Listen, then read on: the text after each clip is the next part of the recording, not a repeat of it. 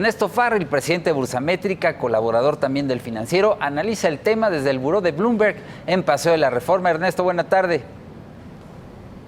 ¿Qué tal? ¿Cómo estás, Víctor? Muy buena tarde.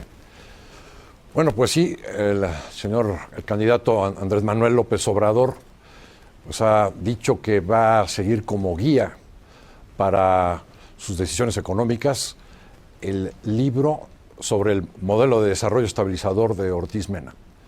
Y bueno, pues ¿esto qué quiere decir?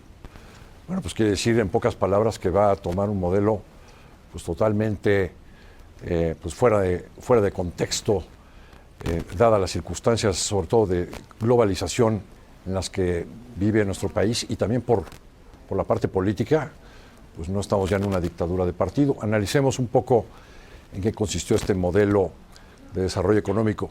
Aparentemente sus resultados son muy buenos. En este periodo, el crecimiento económico del PIB pues fue de alrededor del 6% en promedio. Si lo vemos como crecimiento per cápita, fue del 3.4% en términos reales, con muy baja inflación, desarrollo estabilizador, no tiene que ver con estabilidad de precios. El tipo de cambio pues prácticamente tuvo dos periodos largos de estabilidad, uno a 8 pesos y otro a 2.50. Bueno, pues aparentemente es una buena idea tomar en cuenta este modelo. Pero lo que sucedió en realidad es que a principios de los 50 se tomó la decisión de adoptar este modelo, pues básicamente porque el país requería de desarrollar su industria. Y entonces el modelo está centrado en proteger a los empresarios mexicanos para que pues, ellos puedan desarrollarse y de esta manera pues, pueda haber una industria en nuestro país y dependamos menos de la industria externa. Hasta aquí parece todavía que vamos bien. Bueno, el acuerdo en sí era juntar a los distintos sectores de la sociedad, gobierno, los propietarios agrícolas, los trabajadores y los empresarios y ponerlos de acuerdo en una sintonía de objetivos y por lo tanto de acciones. Para los empresarios, ¿qué es lo que se les ofrecía? Protección aduanal. Si había importaciones era a través de cuotas, es decir, también había limitación en cantidad de importaciones para proteger totalmente la industria. Tener impuestos relativamente bajos, estabilidad de precios y, pues de luego también, pues estabilidad política para que se animaran a invertir.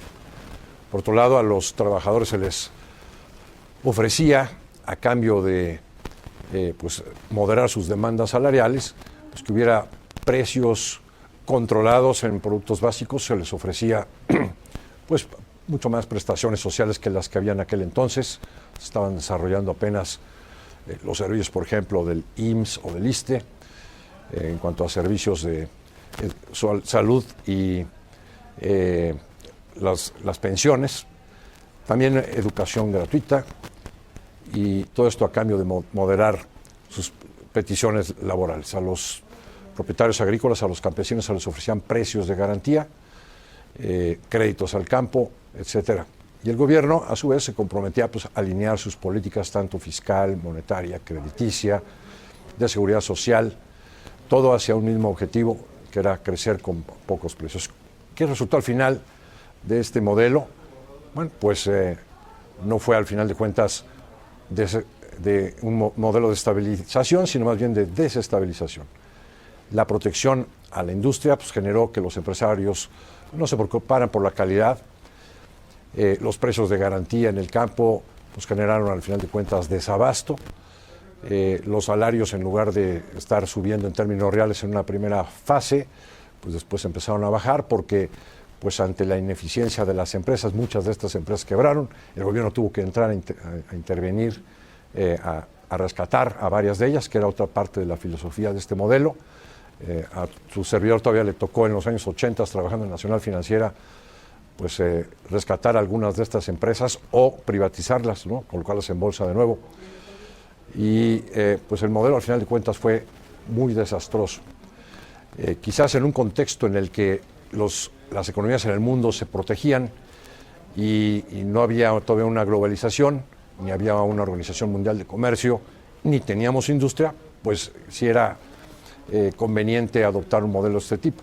pero sí se abusó de él y no se cuidó, por ejemplo, que los empresarios pues se preocuparan por su eficiencia, trabajar a los más bajos costos y con competitividad, pues al final de cuentas la industria mexicana no generaba las divisas y entonces nos volvimos dependientes del crédito externo, etcétera, ¿no?